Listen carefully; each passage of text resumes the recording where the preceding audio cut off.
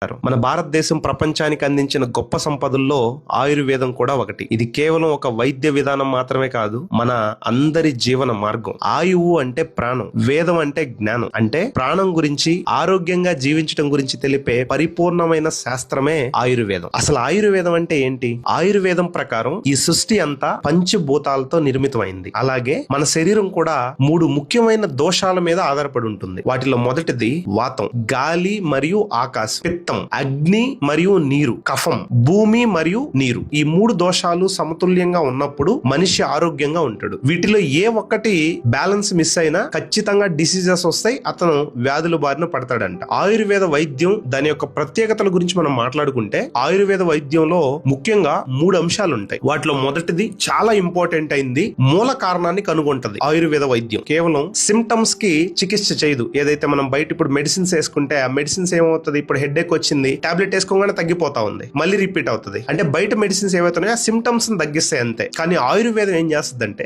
వ్యాధి రావడానికి గల అసలు కారణాన్ని, రూట్ కాజ్ ని గుర్తించి దాన్ని నయం చేస్తుంది. అనారోగ్య సమస్య ఇంకెప్పటికీ రానికుండా ఆపేస్తుంది. ఆ ప్రాసెస్ కొంచెం టైం పట్టొచ్చు, బట్ రూట్ కాజ్ ని కనిపెట్టగలిగితే ఈజీగా దాన్ని నయం చేసేస్తుంది. ఇది ఆయుర్వేదంలో మాత్రమే సాధ్యం అవుతుంది. ప్రకృతి సిద్ధమైన ఔషధాలు, ఇందులో వాడే మందులన్నీ మొక్కలు, మూలికలు, సుగంధ ద్రవ్యాల నుంచి సేకరిస్తారు కాబట్టి వీటి వల్ల ఎటువంటి సైడ్ ఎఫెక్ట్స్ ఉండవు. ఒకవేళ ఉన్నా చాలా లైట్, చాలా తక్కువ సైడ్ ఎఫెక్ట్స్ మాత్రమే ఉండడం జరిగింది. జీవన శైలిలో మార్పులు, లైఫ్ స్టైల్లో చేంజెస్, ఆహారం, నిద్ర, వ్యాయామం, మానసిక ప్రశాంతతకి ఆయుర్వేదంలో అత్యంత ప్రాధాన్యత ఉంది. దాని గురించి ఎక్కువ డిస్కస్ చేస్తారు కూడా. అందుకే చాలా మంది ఈ రోజు ఎడ్యుకేటెడ్ పీపుల్ గానీ, హైలీ సక్సెస్ఫుల్ పీపుల్ గానీ, మంచి బాగా డబ్బు సంపాదించిన బిలియనీర్స్ అందరూ కూడా ఆయుర్వేదం గురించి, యోగా గురించి, మెడిటేషన్ గురించే ఎక్కువ అవేర్నెస్ ని పెంచుకుంటా ఉన్నారు. మనం ఏంటంటే జ్వరం వచ్చేసిందంటే తొందరగా తీసుకెళ్లి పారాసెటమాల్ లేకుంటే డోలో 650 వేసేసుకోవాలి, ఆడికి ప్రశాంతంగా ఉండాలి, ఇలా అనుకుంటాం. గానీ ఆయుర్వేదం గురించి అర్థం చేసుకుంటే